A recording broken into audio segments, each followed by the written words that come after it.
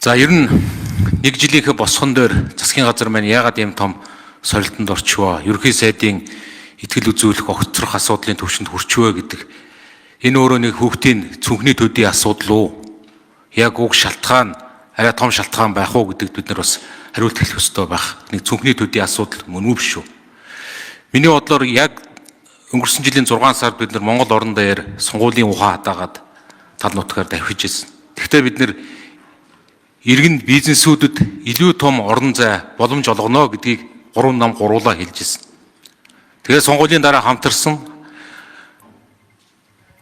засгийн газрын өнгөрсөн хугацаанд мэдээж бүх зүйлийг буруу гэхгүй. Гэхдээ явж ирсэн чиглэл ард иргэд эдийн засагтаа оролцож хэрэггүй. Дарга нар хөгжүүлнэ. Засгийн газар хөгжүүлнэ.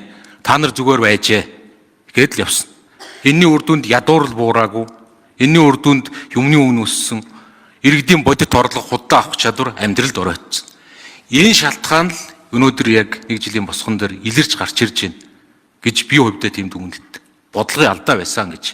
Яагаад гэвэл иргэн нь оролцдоггүй, бизнесүүд нь оролцдоггүй эдийн засаг, нийгмийн эдийн засгийн тогтолцоог зөв гэж л зурсан. Нэгдүгээрт. Хоёрдугаарт нь нэр нь өнгөрсөн хугацаанд арчилсан намын 8 сайд орж ажилласан. Үнэхээр бас арчилсан намынхаа 8 сайдыг асар хүнд нөхцөлд ажилласан гэдгийг энд заавал бас хэлэх ёстой. Засагт ороод ажиллачихсан, дэврүү сайхан сэтгэлээр баахан том ажил хариуцаад авчихсан. Арт талд нь намын нөхдүүд нь, бүлгийн тодорхой хэсэг нь, гишүүд нь, ард түмний тодорхой хэсэг нь ялагдчихад та нар юу хийж явж байгаа юм бэ? Та нар ялагдсан шүү дээ гэдэг байр суурин дээр шүүмжилдэг. Гэтэл манай хэд чадхаасаа аваад чадахгүй хүртэл бүх тэр галтаа бүхий л асуудлуудыг манай 8 сайд үнэхээр бас барьж ажилласныг бас Монгол даяараас арчлалын сайд нар бас ажлын төлөө явчихтаа гэдгийг бас бүгдээрээ бас харсан. Өнгөрсөн хугацаанд арчилсан намын бүлгийн зүгээс бас тодорхой бас шүүмжилтэд асуудлуудад бас байр сууринуудаас хандаж исэн ч гэсэн засгаас орж ирсэн, улсын хурлаар орж ирсэн гол томоохон бодлогын бүх шийдвэрүүдийг 100% дэмжсэн байдаг. Мега төслүүд, тэр дотор хил холболт, Эрдэнэ өрөнгийн усан цахилгаан станцын санхүүжилт, бүсчилсэн хөгжлийн үзэл баримтлал гээд одоо үндэсний баялагын сангийн үзэл санаа энэ бүгдийг дэмжсэн. Энээс энэ том бодлогоудаас яг үнэндээ нэгийг ч унгаасан зүйл байхгүй.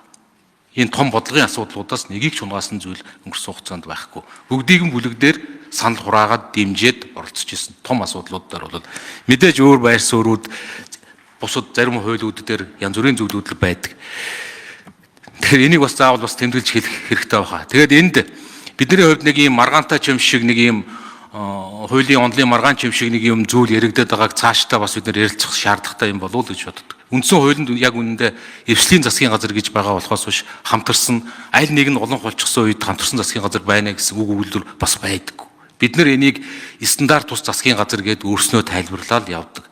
Тэгээд цаашдаа энэ хууль эрх зүйн тодорхой бас нэг хууль эрх зүйгээс гадна энэ агуулгын нэг асуудал дээр бид нар тодорхой шийдэл гаргаж энэ өөрөө бас тодорхой ингээд байр суурьуудыг илэрхийлэхэд ингээд төвхтөө болгодог тал өнгөрсөн хугацаанд бас ингээд ажиглагдаж ирсэн. Тэгээд эцэст нь хэлэхэд яг одоо өнөөдөр тэгээд арчилсан намын бүлгээс гаргаж байгаа шийдвэрийг ингээд үцхэд нэг тоглоом тоотон дээр гэдэг нэг үг байдаг. Тэрэнд л нийцсэн юм шийдвэр л гарч ийн. Урьж оруулчихад гэрээ хийгээд гэрээгээ дүнлэгөө өрчилж хөөж гаргачаад араас нь нөгөө гэрээний уг нь бол нэг энгийн харилцааны гэрээ хийсэн бол тэрийг дүгнээд тоо тавиад шаардлага хангаагүй бол гэрээгээ цуцалдаг өстой баг. Гэтэл одоо яг арчилсан намын бүлгээс энэ бүхнийг үндэслээд ер нь тоглоом тоотон дээр гэдэг шийдвэр гаргасныг хэлээ. Над бол тодорхой тийм асуулт галгаа. За миний хувьд олон жагсаалтаа одоо нүүр тулж ирсэн. Ерөнхий сайдын хувьд одоо 2 том жагсаалт төр би талбай дээр гараал жагсагчтай уулзчихсан. Тэр бол ковидын үе байсан. Яагаад би тийм ихтгэлтэй жагсагчтай нүүр тулж төрийн ордон руу асуудал үүсгээс урьдчилан сэргийлж байсан бэ гэхээр тухайн үйл ордон нэгдмэл байсан. Тийм учраас ерөнхий сайдын хувьд одоо зөвхөн талбай дээр байгаа одоо залуучуудтайгаа талбай дээр байгаа жагсагчтай би шууд нүүр тулаал уулзаал ярилцчихсэн юм 2-3 зүйл явдал болсон. Энэ удаа бол харамсалтай нь энэ ордон өөрөө хуваагдмал ийм нөхцөл байдалтай байгааг бол одоо би мэдчихсэн.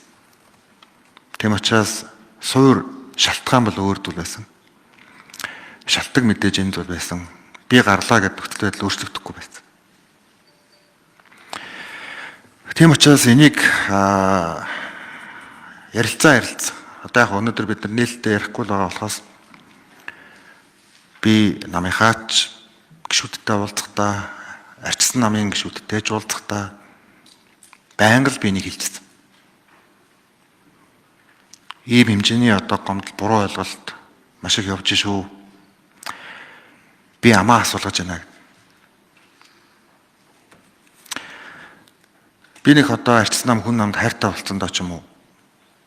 Ерөөсө тэгж их цаг гаргаадсан юм биш. Ганцхан энэ нэг ажлууд нь бүтчихээсэй л гэдэг л ганцхан юм одоо бодол надад байсан. Тэгээ тал талд л асуудлууд үүссэн. Энэ инглээ тэгээд яатсан эн чин гэрээгээ төрчөөд байгаа юм шүү. Тэр нь инглээ одоо ингэчээд байгаа юм шүү. Тухай бүр би дандаа л хариулт. Одоо хэлж ийм асуудлууд ингээд босоор л байсан. Зузараад л байсан. Ярилцаад л байсан уг нь. Гуйж үтсэн, бухимдч үтсэн. Тэгээ ялтчгүй л одоо ингээд нөгөө олон ийм одоо эрх ашигын гомдлууд нийлж чад хамгийн том мега төсөл нь явж байгааг ч анзаархаа болчихдог юм байна. Яг энийг тэгээ бид нар дор дорноо л харах ёстой. Чагсаалтан дээр ч би одоо нам дээр их л амаа халагдуулж байгаа. Уг нь одоо бас намынхаа бодлогыг, гол агуулгыг дэмжих ийм чиглэлээр одоо нам сонгодог парламент чагсаалт гаргадаг.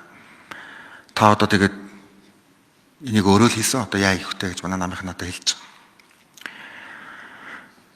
За үнэн цогтгөрөл дарга бас надад хэлсэн. Хэрвээ танаа нам олонх болоогүй бол ийм зүйл болохгүй байсан шүү дээ. Амаа алдуулж байгаа ч гэсэн бас бодох ёстой асуудал. Тухайн үед одоо их хурлын одоо дарга гарч намаас тавиад ингээ хамтрахын зүйтэй гэдэг тийм санал яригдчихсэн. Олон холцсон учраас тэр боломжгүй байсан. Цаашдаа энэ тогтолцоогоор одоо шууд олон болох их төвөгтэй тогтолцоо. Гэтэ яг анх удаа ингээд нөгөө явж байгаа учраас бид нар яг нөгөө юм том агуулга бас бүтэн харахгүй л байх шиг байна. Би Шинзландын олон хүнтэй уулзж байсан. Яг нэгээс хоёр термийн ард бас нэг юм сургамжууд үлддэг юм билээ л дээ. Тийм учраас хэдүүлээ одоо нэг халгаад яг дор дорноо л дүгнэлт хийцгээе. Тэрний юу вэ гэхээр надад албан тушаалд хорогдоод байгаа зүйл юу ч алга. Гагцгүй би зөв дүгнэлт үлдэх нь өөрөө чухал юм аа. Энэ бол маш хариуцлагатай зүйл. Сая даваа сурын сайттай би санал нэг байна. Ард түмэн 126-г дэмжсэн. Анхныхаа сонгуулийг хийцэн. Наадмаар бид нар гадаад зураг авахулгаад баяр хөөртэй байсан. Энэ уур амьсгатыг л би бодож илүү тийм одоо зөв агуулгаар цаашаа явчаасаа л гэж бодоод байгаа болохоос биш. Хувь хүнийхээ хувьд бол одоо тэгэл энд хүн царай алдаал, гуугаал, хойноос нь хөөцөлтөл нэг одоо тэгээд нэг юм одоо хорогдоод байгаа надаа юу ч алга. Үннээ хэлэхэд. Зүгээр яг энэ өөрөө итгэл учраас энэний дараах үр дагаврыг би ерөнхий сайдын хувьд төсөөлөд одоо байгаагаас дордох эрсдэл байгаа учраас л би өнөөдөр ингээд одоо ихтгэл үзүүлэхний асуудлыг та бүхэн маань олон талаас нь бодолцооч. Би хинрүүч уулзаж ингээд санал өгөөч гэж хэлээгүй. Харин нээлттэй ил тод яриад зөв дүгнэлт үлдээсэй гэдэг дээр л би илүү байгаа. Бүлэг дээрээ ч юм байр суурьтай байсан.